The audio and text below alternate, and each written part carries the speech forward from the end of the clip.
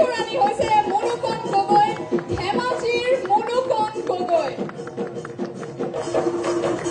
বিৱাই বিহুৰাণীৰ মুকুট পৰিধান কৰোৱাব আমাৰ যোৱা বৰ্ষৰ বিহুৰাণী ৰাজশ্ৰী নাথে।